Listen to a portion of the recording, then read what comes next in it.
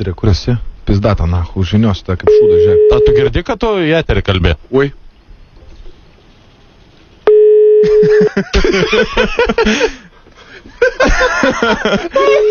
Aš irgi taip sakau. Atsiprašau. Nu, čia ne mūsų reikėtų atsiprašyti. Bet toksai, atsipūtęs. Atleiskite, gerbėmieji klausytojai, mes tiesiog...